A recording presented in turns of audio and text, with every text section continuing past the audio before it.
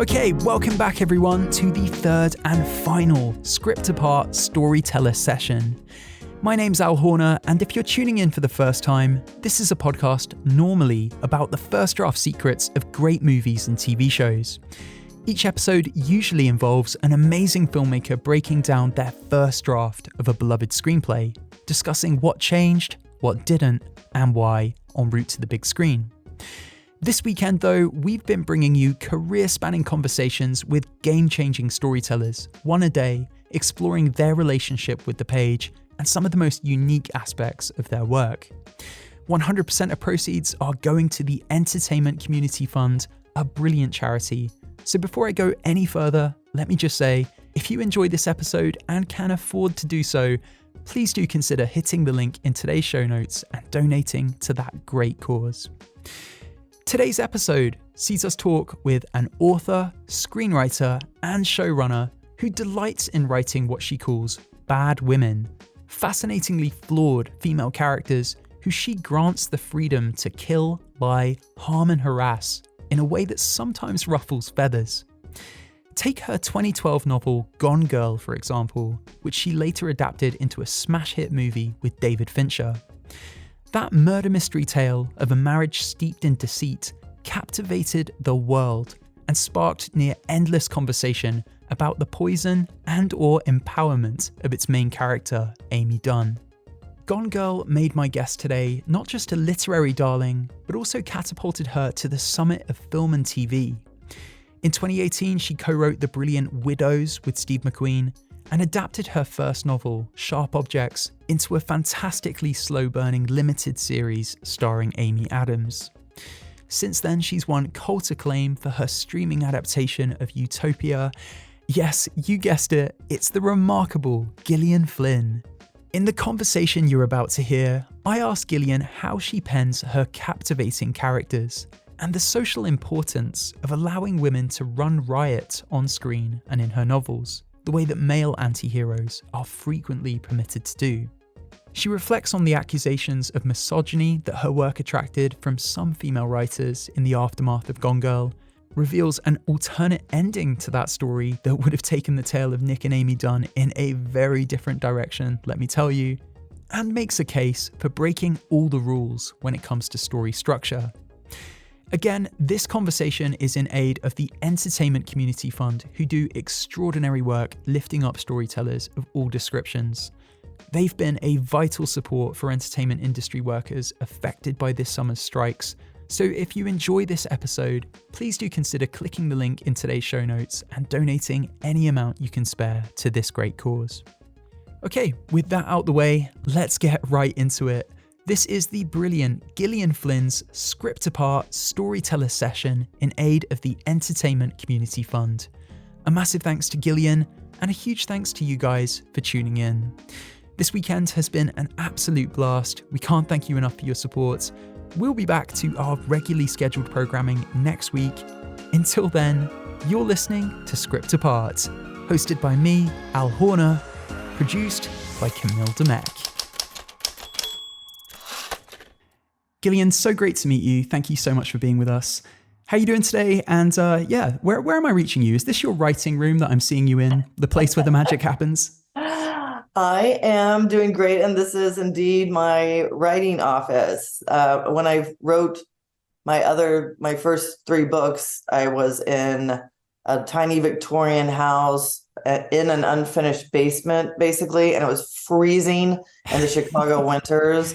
And so I swore that I would actually be comfortable for my writing from then on. So I've got a nice it feels sturdy now, stays warm in the winter. I was going to say, it looks pretty cozy. Speaking of potentially freezing cold places, to go back to the beginning of your relationship with writing, Gillian, I understand that in 3rd grade, you wrote your first ever short story about a one-room cabin that your family owned in southern Missouri. And this short story was called To the Outhouse.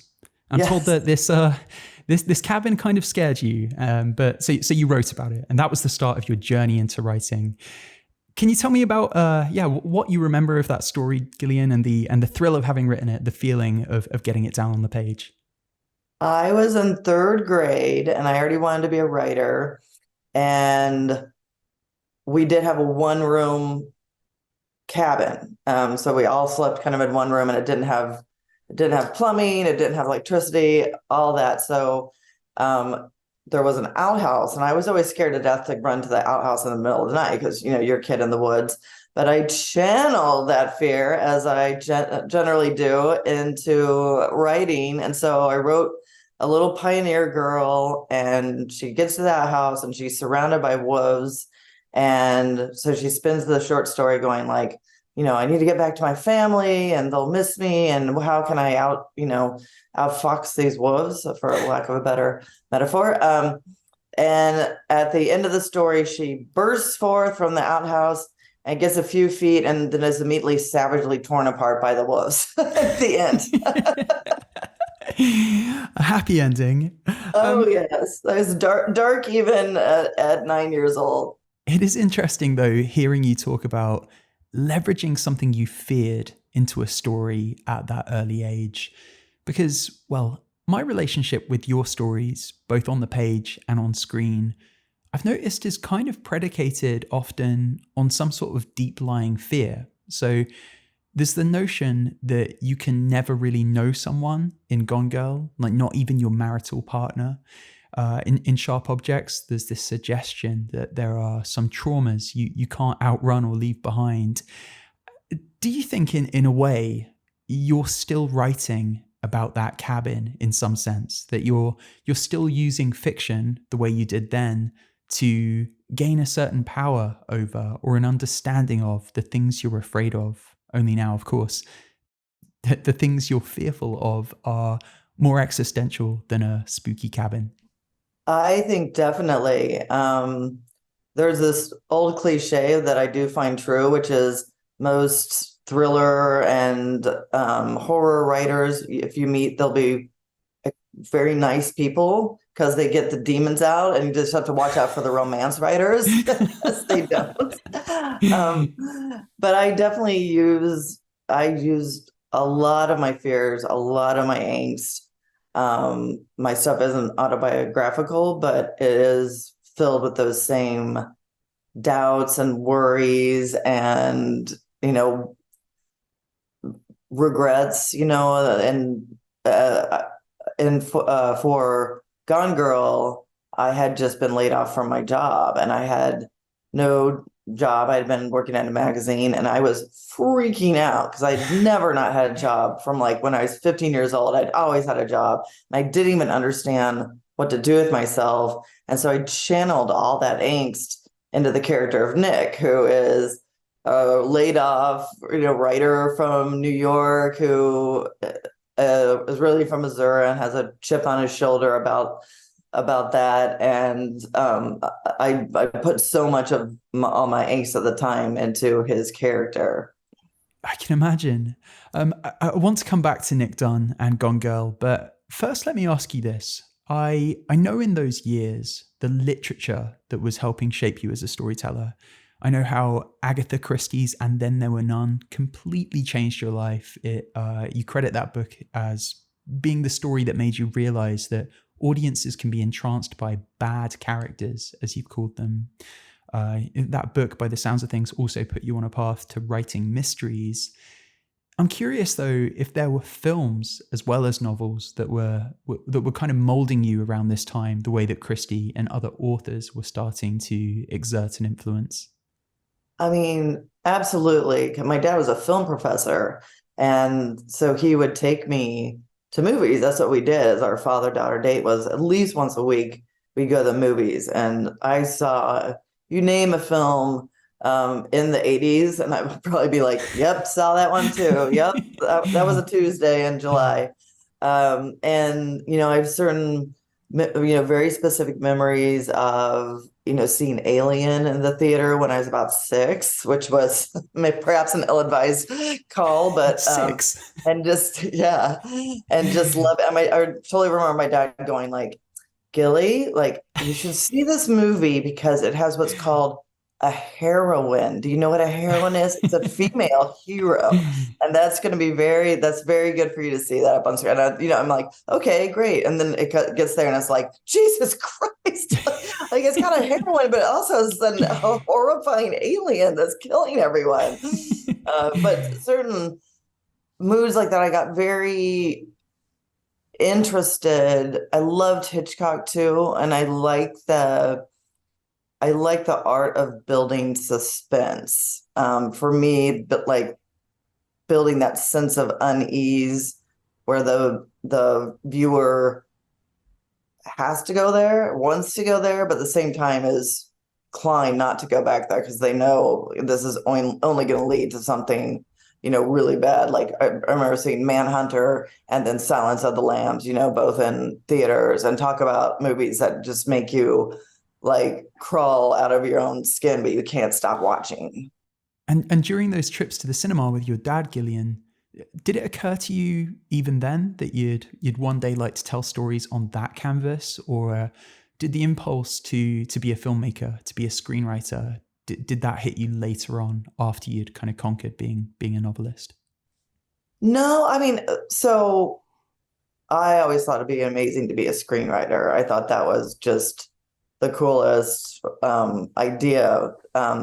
That said, when I was growing up, there weren't a lot of female screenwriters. I mean, they're just really, you have to, you kind of have to see it to be it, as they say. And like there was not a lot of times you'd see a woman's name up there, but I was always very interested. And I was the kind of nerdy kid who, back before the internet, would mail away my $6 to get a screenplay so I could read it. So I was really grew up really ensconced in that world and really loved it. And so when Gone Girl sold and was doing well, and the studios were calling, I said, my one thing is like, I want in my contract that I can write the screenplay. Like, they only give you generally the first draft of the screenplay, and then they fire you and pick someone who knows what that they know can deliver and is a little less green than I was. But I was lucky to see it all the way through.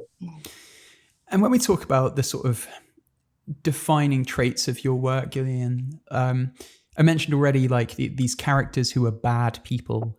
It's so fascinating. It runs through your work, both on the page and on the screen, and even in the stories that you've gravitated towards as something to adapt, as was the case in Utopia. Can you tell me about like coming to the realization that there's something more valuable, more gripping, and perhaps even more real about writing characters who kind of make bad decisions? They have malfunctioning moral compasses, instead of kind of prioritizing likability, whatever that word means? Couple answers to that question, which is I have a real soft spot for people who can't get out of their own way, who aren't necessarily, pure evil, but who just like consistently screw things up. And you're just like, why can't you just not screw this thing up? And taking that and, multiplying that by obviously a large number to create these people, but those, inexorable sense of that they're going to do something that's not right. And then whether that's, the killer in my second book, Dark Places, whether that's the main character that Amy Adams played in Sharp Objects, who, drinks and has, wildly inappropriate sexual relationships and she just can't break that cycle. She knows she shouldn't, but she can't break it. And my motto has always been, I don't care if they're likable as long as they're interesting. To me, we've been using this code word of likable as if that encompasses everything an audience wants to see. And I think we've proven that that is absolutely not correct. And the fact that I was still making my case, I mean, Sharp Objects was published in 2007, 2008, and no one wanted it because everyone said, like, this person isn't very likable, and women want a character that they can root for. and feel like they want to be like. And I'm like, I think that's bullshit. Pretty sure. Yeah. So it's nice to have that finally confirmed. I mean, having a nice group of interesting female characters, because I always feel it's pretty sexist to say women can only be the helpmate, the mom, the keeper of all the good of the family, because some women are bad, just like men. Like, who'd have thought? You used the word interesting a couple of times there. How do you hit that threshold with a character? Is there a kind of process you have to ensure that they meet that criteria of being interesting, of having that depth, of having those kind of inner conflicts and contradictions that makes them as gripping to watch as an Amy Dunne, or as gripping to read about as Camille Preaker, these kind of characters? I love all their kind of flaws, their frustrations, and their bouts of suppressed rage. I'd love to hear like how you go about sort of constructing all that. It's interesting. I am not someone who outlines. I might sometimes have a vague sense of where I want a midpoint to be. Like, I hope I kind of think I'll go to here, and maybe the end is this, but that's even murkier.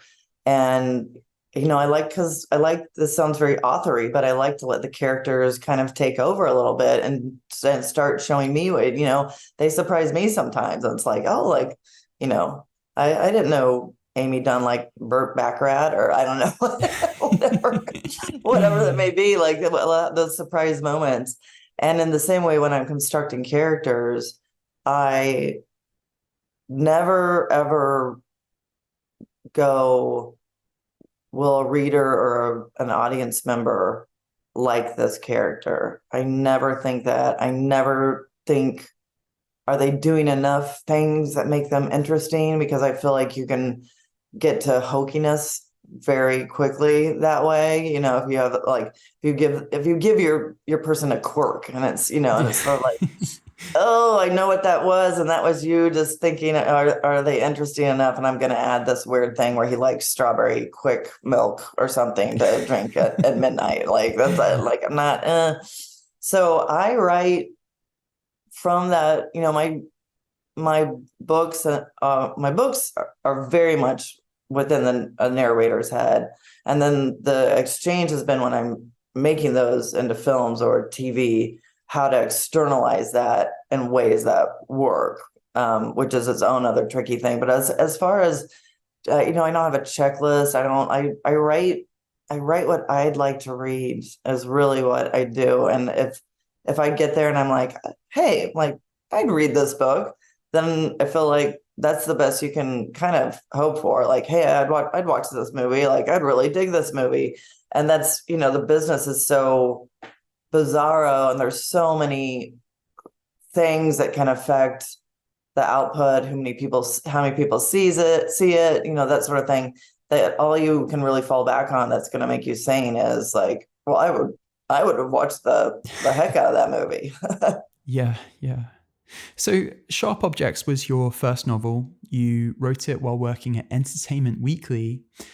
I'm really intrigued by the ways in which that background in journalism must have helped you. Like, was profile writing a good apprenticeship for the type of storytelling you do now, in that it taught you how to take a subject and drill into their psychology?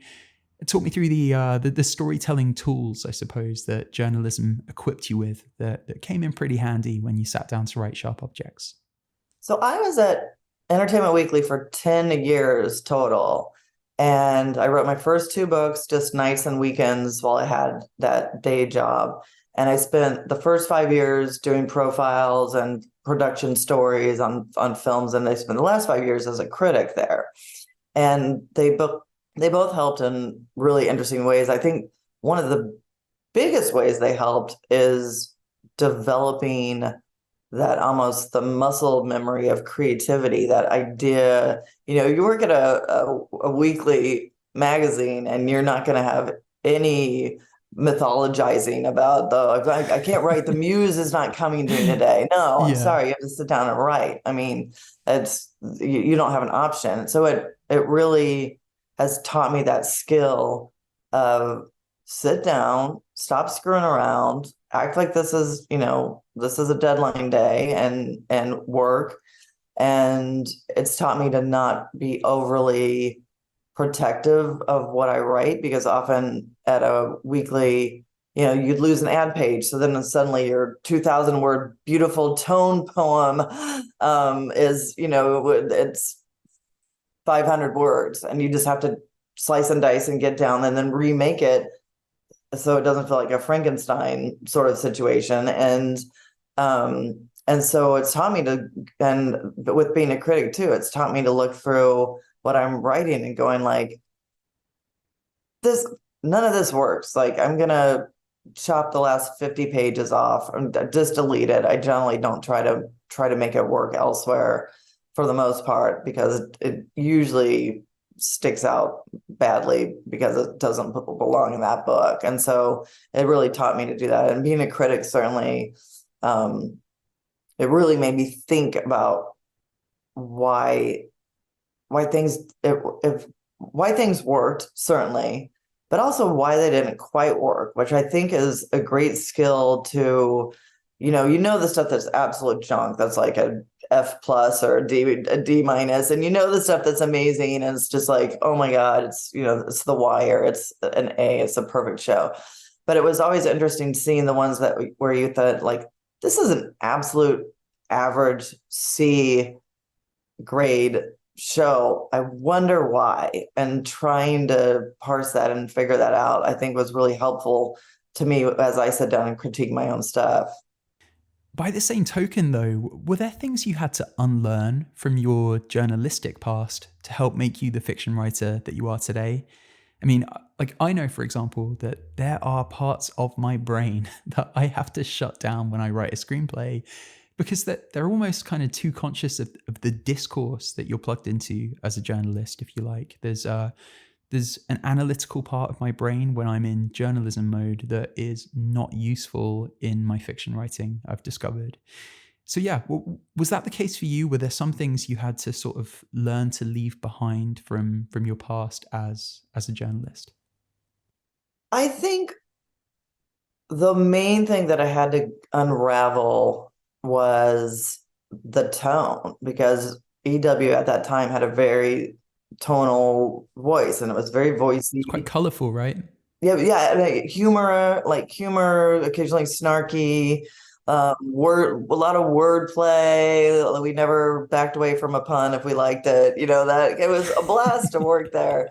But it certainly wasn't sharp objects. So I would have to get home from all day writing this kind of more bantery, lighter stuff, and then get into the world of sharp objects. And it's interesting, if you look at sharp objects in particular, I think there's one reference in there to anything pop culture. I mean, because I was sort of like, I don't want this littered with all my, because all we do is pop culture references. Like, my best friends and I, and they're still my best friends from that time period, well, that's what we talk about, is like what we're into and everything. And I was like, that's a very dangerous place to be. So it almost feels like a time out of time place. There's no cell phones. There's like, I didn't want to get into any of that, because I just wanted to make sure that voice felt very different.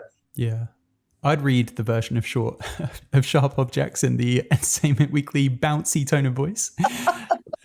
A few puns in there. Can't go amiss.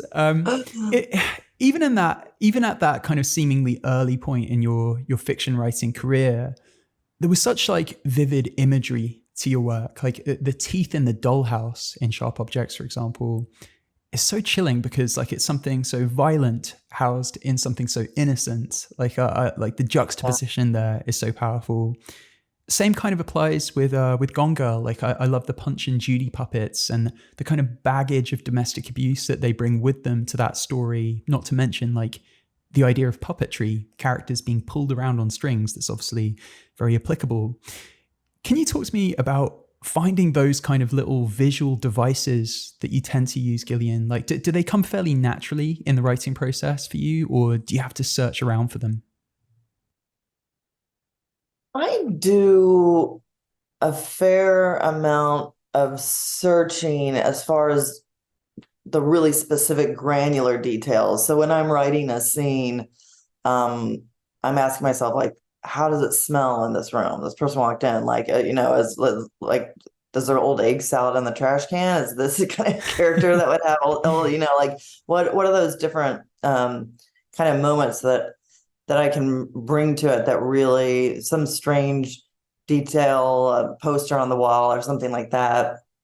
Like you say with Gone Girl, I like the puppetry. I like that idea. I liked that feeling that the marriage is over and Nick, Ben's character, feels like he's come to the end of things, where it's like, I'm a journalist and there's no newspapers. And there's no, what am I going to do? And that he's comes to this town, and it's a place where they used to make the blue book test copies for essays in college, and they're like, but we don't use them anymore because everyone has laptops, and there's all these guys that they call the blue book boys, who are now without all their job skills and are kind of roaming menacingly around town. And so to have that in there, because I did want that sensation of things coming to an end, that whatever they were looking at, that felt like the end of an era, the way it does when a marriage is dying. Well, I'm so glad that we're talking about Gone Girl, because that was my introduction to your work, and it was after that I explored everything else that you'd written, Gillian. And I think that sounds like it was that's something a lot of our listeners, I'm sure that will have been their trajectory with your work as well. Yeah. That the book and then latterly the film did rocket you to new places in your career. As you mentioned, you wrote the screenplay for Fincher's movie adaptation. When you look back on that story now, which so many people love so deeply in both its forms, what kind of reflections do you have on why it touched the cultural nerve that it did? Because it really did seem to, as a story, find itself in the middle of this moment societally. It is interesting, and I have asked myself that question because I'd like there to be some sort of clue about what a genius I am, and then that's why I did so well. I do think one must acknowledge that some books are lightning in a bottle. Some movies are lightning in a bottle, and they're good, and they do ignite certain passions. I do think that having a book told by both a male and female narrator who are married, not that has not been done before, but they're both in first person, so they're both each very personal, and they're both storytellers, so they're each trying to spin you. And I think at this age of, it was right when the book and movie came out, was when social media was really kind of becoming its own creature, and that idea of all these false identities and how do you believe what's behind any sort of surface. And also it was right at the rise of the true crime industrial complex that we're all so obsessed with, that so many movies and TV shows and podcasts are dedicated to that, and that she knew all the different tropes, and you realize you've been played too. So I think people kind of resonated to that idea that you're hearing kind of from both sides, and as in any wreckage of a marriage, each one's right, each one's wrong, and you're gonna have to put together the clues. But I get people come up to me at a reading or whatever, and like, I'm team Nick, like, I'm team Amy, and everyone's always known an Amy. Like, I get so many stories about, let me tell you, my roommate in college was such an Amy. Let me tell you, my ex-wife was such an Amy, like so perhaps that one cut a little close. And certainly the fact that there's the cool girl monologue that people really seem to really respond to. The number of times that I've seen that in different memes and brought about, I'm really glad I kept it in, because I almost cut it out. So, oh, really? Glad. I didn't. When I wrote it, it was a writing exercise, actually, because when I get writer's block, I don't let myself stop writing. I just do it from a different angle so I can kind of learn more about the characters, and maybe that will help me figure out what I'm going to do. And so it was back when Amy was also a magazine writer. She was a female, like, feminist column sort of writer. So I was like, just write an essay from Amy's point of view and I'll like kind of see about that. And then I changed her job one of many times I changed her job. And I was like, it's a writing exercise. I can't keep it in the book. I can't keep it. So I would take it out and then I'd be like, God, but I really like it. Then I'd put it back in. And so, but I'm really thankful because I think it really chimed with a lot of people. That's so interesting. Was there a particular point in the writing of it when you realized you were onto something? Or did you know instinctively from the very beginning? No, neither.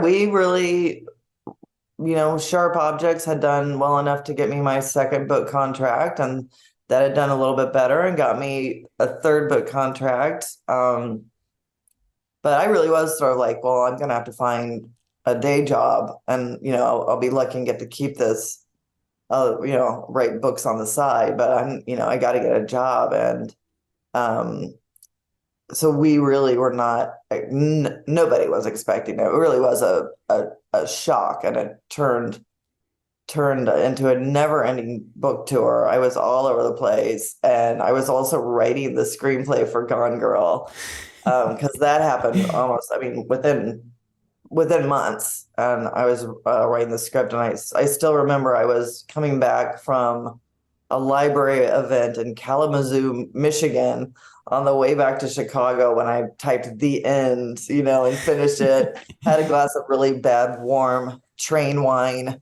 And I was like, I think this is pretty good. I kind of like the screenplay. Wow. So it's interesting. My recollection of it was, anecdotally, like among friends, everyone had an opinion on it. Like, on a kind of broader level in terms of like the media, like everyone was extrapolating from this story of yours through the lens of like, Me Too being on the horizon, like a kind of openly misogynistic American presidential candidate kind of starting to step into political view, this new wave of feminism springing into life, like mostly online. It must have been quite an adjustment, just being at the epicenter of all that noise, Gillian. Like, what was it like for you? It was wild. I mean, it really was like being kind of strapped to a rocket and just being shot through all these different opinions and tastes, and a lot of conversation about whether I was a misogynist, a lot of conversation about that, which I was always mildly baffled by, just because I've always said, like, let's sort apart, like, you do know that Amy is a bad person, right? So she's going to probably pull, like, if she's going to play someone, she's going to go all the way and, do what she does. And if I were creating like a really, if it were Nick's sister Go doing that, like, that'd be weird. That would be problematic, and I might be saying something different than what you think. But these are bad people doing bad things, and like I said before, it's women sometimes do bad things. There are sometimes awful women out there, just the way there are good ones. And so, but to be blasted like that was interesting. I didn't take it. I was lucky. I think, again, one of those things that was lucky about working at Entertainment Weekly and being a critic, especially, was, it's just one person who's like having their tuna salad sandwich and typing up their, what they think. And you realize it's not this monolithic hate against you. It's, it's different people. And I would so much rather people hate my book or hate my movie than go, like, oh, this is okay. I liked it, and never think about it again. Because if they hate it, that means they've really thought about it. I mean, I prefer that they love it, but if they hate it, it means it's gotten under their skin in some way, and that they've been talking about it. And that's always what any author or screenwriter wants, is that people talk and debate about what they're writing. Yeah. Well, I'm glad it didn't sting too much. It's funny though, like, I regard you to be someone who works quite hard to tell stories about women in all their complexity, in tales that break women out of the boxes that they've had to exist in across film and literature for the most part. You're also committed to lifting up other female writers. Like you have an imprint with the book publisher Zando, on which you're putting out all sorts of great female authors. I'm actually working my way through The Center at the minute, which is so good. The suggestion of misogyny is quite strange because I don't know. For me, admittedly, as a man, it's a greater misogyny seemingly to limit women in novels and on screen to being morally wholesome characters. The whole debate reminds me of like a really beautiful chapter in Carmen Maria Machedo's In the Dream House, which is, a memoir about lesbian domestic abuse, in which she explicitly states her hesitancy around admitting that women in same-sex relationships can be abusive. Because, I'm paraphrasing her really badly. I'm so sorry, Carmen. But the point she's making is that it risks feeding harmful views of her community. She ultimately decides, though, that the LGBTQ plus community doesn't have true freedom, the same freedom that straight cisgender people have, until stories can be told in which LGBTQ plus people exist who are selfish and do cause harm and are mean and are, well, bad, I suppose, for a lack of a better phrase. Does that resonate with you in terms of what you're trying to do in your work with these quote unquote bad female characters? Oh, absolutely. I mean, 100%. Because I don't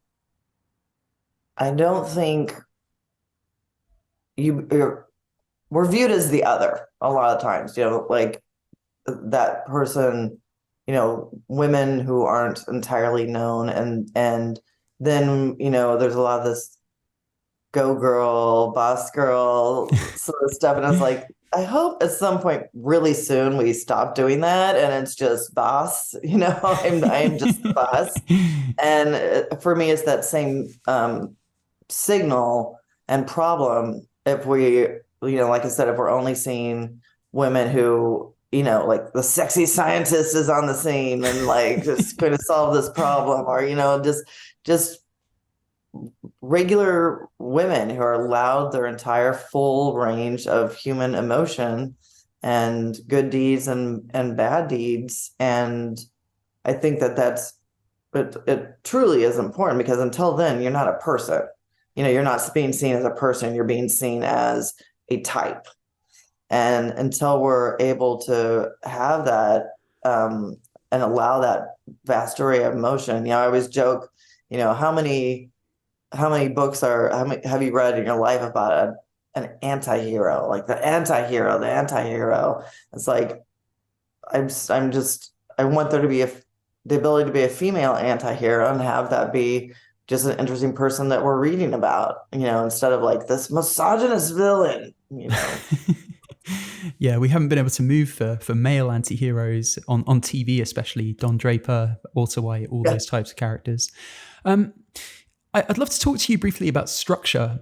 Like Gone Girl did something really interesting, that the kind of the midpoint twist of that story goes very much against the grain. You think you're reading this murder mystery and you expect the grand reveal to be at the end, but instead, the second half of that book becomes like a complex chess match, really. Like the mystery has been solved, and now we're seeing these two players attempt to outwit the other.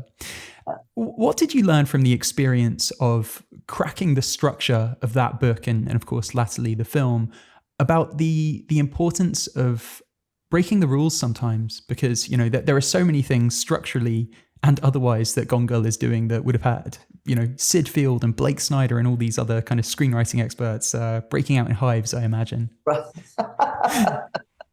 Yes. Did not do the 20 minutes in, this happens, 30 minutes in, this has to happen. Yeah. When I was writing it, there was no diary at first. There was no Amy's diary. It was all from Nick's point of view. And you actually didn't find out what had happened. It was building suspense that he had probably done something. And at the end, it was a big revelation. And I was writing toward that, and I thought, this is a really interesting woman who's going to go to these lengths to do this. I'd like to hear from her. And then I kind of got into, writing that diary, that diabolical diary, and just, I just felt like that was the right place, because I did tonally want to shift from, scenes of a marriage to a much more cat and mouse sort of game where the two of them are playing, and keep that movement happening. And so it just felt like the correct place for it. But it was so funny. My publisher, when I handed it over, said, okay, just a couple questions. You've written a mystery where you find out who done it, but the middle of it is told by two narrators that no one's probably going to like that much. And you have an ending that isn't tied up in a bow and, all about justice and, comeuppance and everything. It's very open-ended. And she's like, do you know that? And I said, that is exactly what I was trying to do. And they were great about it after that. And, getting to work with Fincher was such a dream, because he loved that structure. He wasn't going to, he had no interest in making me try to fix it into neat little thirds. He had no interest in that, which was wonderful. I know, your first draft of Sharp Objects, for example, the killer was the cheerleader. Was there at any point, like in the kind of early drafts of Gone Girl, was there ever a less ambiguous ending, or an ending that kind of like serviced an obligation that we think we have as storytellers towards justice? There was. I mean, I tried a lot of different endings for that, because I wasn't sure what I wanted to happen once Amy got returned to the house, and what that ending was going to look like.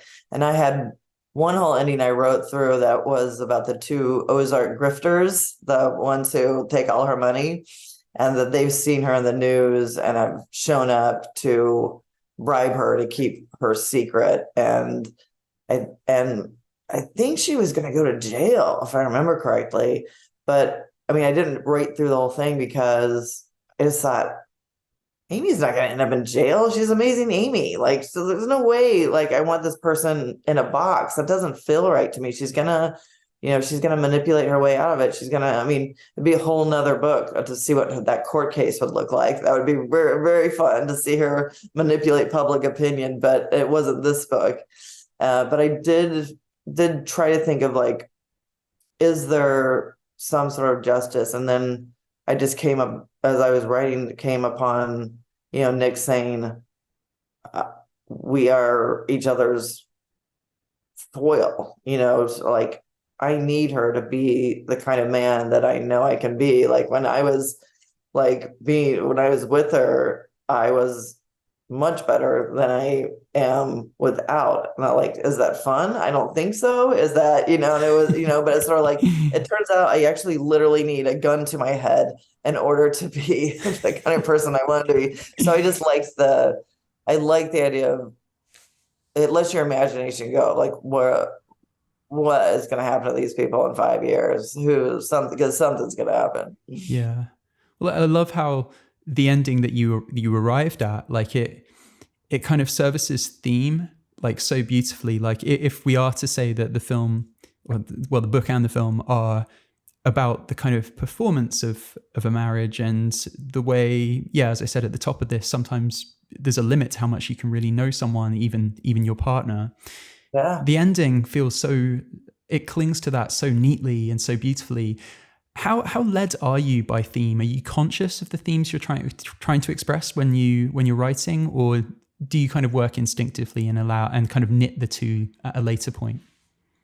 I'm very conscious of the themes. I mean, I would say character and themes are how I kick off everything I do. There's usually one character that is in my head who's going to be the narrator, who I really am thinking about a lot. But there's, the reason I write mysteries is because it's such a great way to talk about larger themes but have it move, attach it to that engine that's going to pull you through.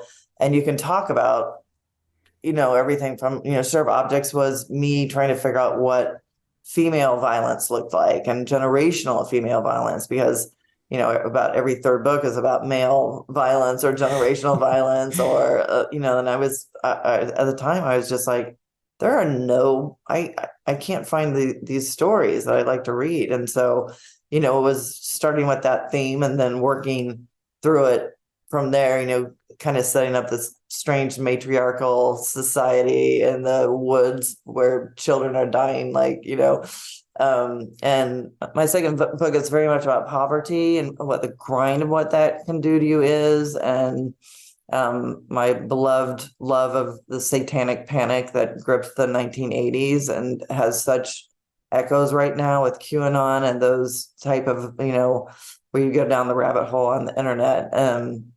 And then Gone Girl, I was getting married when I wrote it. And so I was thinking a lot about marriage. And I remember my husband's like, is everything okay? It seems like, so I think a lot about, what gender roles mean within a marriage, and, what yoking yourself to a person for life means, that give and take that's every single day of being with another fellow human. Yeah. You alluded to earlier the kind of challenge when adapting your own work, in like replicating the interiority that you're able to use in a novel by having like the author's voice, by like replicating that into screenplay format where everything is you don't have that interiority anymore. Everything is exterior. You just got the camera. How did you crack that? And what were some of the other challenges that you had when you started going down that path of adapting Gone Girl, of adapting Sharp Objects? It was tricky. It was very tricky because both those books rely on narrators. They're both first person, and you're getting their emotions, and you're able to, be in their head and what they're thinking. And you lose that bit when you transfer it over to a film. I think partly it was helpful to me to have been just such a film buff my whole life, and truly understanding that a perfect adaptation of a book that's like absolutely loyal to the book, those usually aren't the best movies, actually. Those, if you're down to every single detail, I just always think, well, why did I go see that? Like, I just read that, like, it's so much like the book. So to me, I knew first and foremost, if you get the character feeling correct, like the book is, and if you have the tone correct, you can go to different places. I've never changed too much of the plot, but it gives you a little bit of freedom. And so what I did was, especially with Gone Girl, because I was writing that while I was still touring for the book. And so I had seen this book so many times. I'd seen it like in every single edit. I wrote it for 2 years to write it. And I was so I couldn't deal with the book. I just couldn't look at it. And I listened to it on audio, and that really helped tweak my brain in just the right way to listen to it that way. It got me out of my head a little bit, and had a different approach. And I took notes. Obviously knew the story really well. Took notes on what I thought would be absolutely key scenes that had to be in there. Wrote down some of the dialogue that I really liked, and closed the book until I had written that first draft. Because I did not want to be going back and forward to it like it was some sort of Bible I was translating.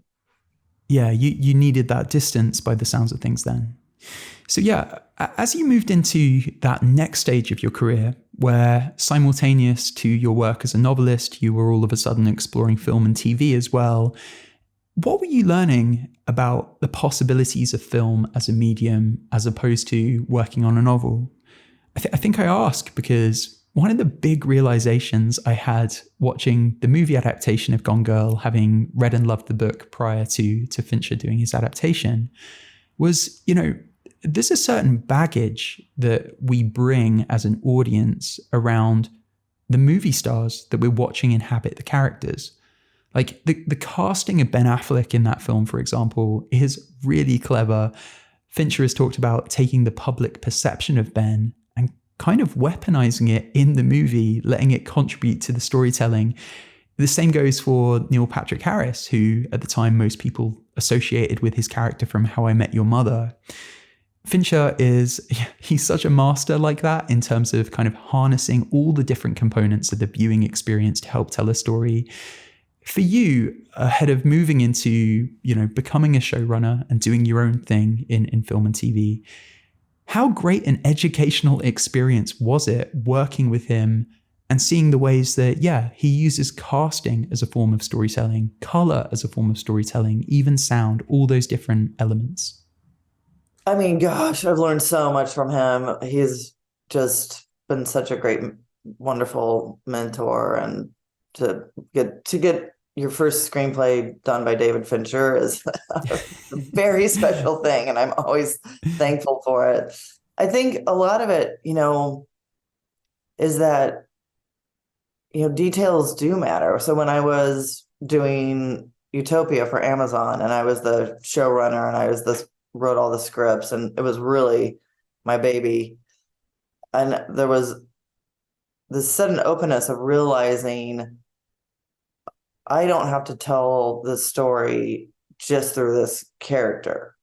Like what's in their room, the art direction, the knickknacks they have up, everything can kind of go into who this person is. And it's down to small things. Like, I wanted, like, Cusack's office, who's this guy who's trying to crack a vaccine, basically, and has all sorts of different side interests and secrets and everything. So I had a bowl of keys that I wanted, like big antique keys that are sitting between him and as he talks to someone, and you can barely see them, but it was the type of thing where if anyone wants to access that on a second level, you'll see a zillion little hidden stories in there in the background. And it's that idea of letting things tell the story. That's not just a person saying, like, well, I'm a bit of a neatnik, or like, well, it's like, you can tell that you don't have to you don't have to depend so much on that. As far as casting, dang, that I don't think anyone's better at casting than he is, and he'll take big risks. Like Neil Patrick Harris, I love Neil Patrick Harris, but I would not have thought of him for that role. I would not have thought of him for that role. Ben was just from the very beginning, because it was such an interplay between him being captured in this media persona and having to be so aware of it all the time. It's just got to be exhausting. So I've come to love casting, and to me, it's so much fun. I have such respect. I have such respect for actors, even more so now that I've done film. I love the process. I love working with them. I'm constantly, like, casting my next project in my head. Well, before I ask you about your next projects, Gillian, I am curious, like, you've described beginning this journey, well, I have my maths are maybe a little bit shaky, but you've described in the past kind of writing Sharp Objects in New Zealand, covering the making of Lord of the Rings, and being on set on the Jackass movie, which by my calculations puts it at around the year 2000, roughly, maybe 2001. Okay. So it's been a long journey to this point. As we begin to wrap up this conversation, I wanted to ask if there's anything you've learned that you wish you knew then when you were embarking upon this journey, anything that has really helped unlock your writing that you wish you could go back in time and tell that 2001 version of yourself about. I wish I had known and respected a little bit more that writing is sometimes miserable. Like it's sometimes an absolute misery. I have a friend who said, like, he said, like, there is nothing worse that can happen to you in the entire world than being in the middle of writing a book. so, um, so I wish I'd taken a cue of that, because, sometimes it really is, it's a slog, and you write 100 pages in the wrong direction, and, you realize it doesn't work. It's, same thing for screenplays. Like if you read an early draft of Widows that I did with Steve McQueen, that is, there are major characters who turn into completely minor characters that have two lines that I built, an entire framework around, that it didn't work. And they're, and you just have to learn not to try to make things work that don't work just because you've written them and just because they're good. If they don't work, they don't work. So what's the thing that makes it worth the misery then, Gillian? Where's the moment of catharsis or release at the end that makes all that misery worthwhile? Yeah, I shouldn't make it sound like I'm feeling too sorry for myself. I get to write for a living, so that's the greatest thing in the world. For me, the favorite moment is when a character really does kind of start taking on their own destiny and like going to strange places, and suddenly, or like, you realize that the person you thought was the murderer isn't actually the murderer, like in Sharp Objects, like going, oh, I wrote this entire thing and it's incorrect, but that's okay, because that was part of me figuring out what I was trying to do, and that's cool. And I love that part. And I just love, for every miserable day where you just want to throw your laptop out a window and then set it on fire and then smash it to pieces and then ritualistically distribute it among all the trash cans in the city so you never see it again. You have those moments where you're like, I was on fire today. Like, I like killed it today. This, I really look back and I'm still enjoying it. And those are the moments where you just think, I'm doing. It's okay. This is going to be okay, because I still can do it. I still can get through it. Is there anything you can share about what you've got coming up, Gillian? Like, I'm aware there's a new novel you've been hard at work on. Is there anything you can share on that? There is. I've been. I always hate to say when it's going to be done, because it's not done yet, but it's in good shape, and so I'm feeling really good about that. And then, it's been so quiet here with the WGA on strike, so things are getting back going up. So I should have some fun stuff coming up in the near future, I hope. It'd be my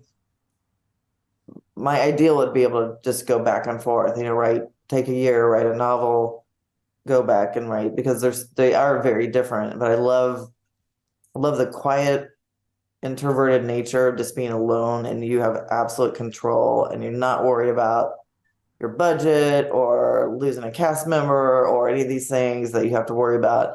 But I do love the collaboration of making a movie or making a TV show. It's just kind of joyous to walk in and see so many people who are so good at their jobs. The props people, the lighting people, the art directors, and thinking, like, there's so many hugely talented people in the world, and I get to work with them, which is really, really cool. Yeah. And this being your first novel since you made that move into film and TV, have you found yourself approaching it from a different mindset at all? Are you thinking about the adaptation as you write the piece of fiction? How does it work? I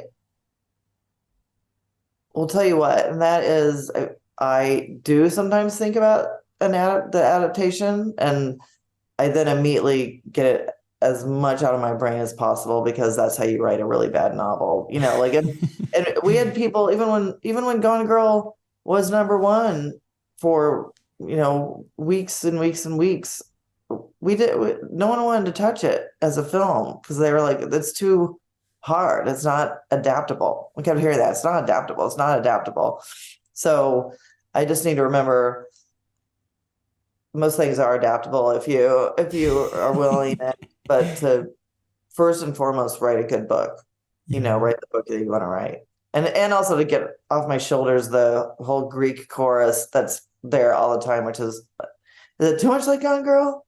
Is it not enough like Gone Girl? Wait, is it too much like Gone Girl? And just do what I've always done, which is hunker down and write a book that I would read. Yeah. Oh, well, I'm so looking forward to it, Gillian. Thank you so much for your time today. I'm now kind of craving a warm glass of train wine. You put me in the mood for it. In a box. It has to be straight from the box. Oh, but of course, only the classiest for me. Thank you so much for doing this, Gillian. We really do appreciate it. Oh, it was a pleasure. Thank you. Nice to meet you. You've been listening to Script Apart. Thank you so much for tuning in. A reminder that if you want to help the show continue to grow, you can join us on Patreon by visiting patreon.com/scriptapart or clicking the link in today's show notes. Thanks again for joining us. We'll see you next time.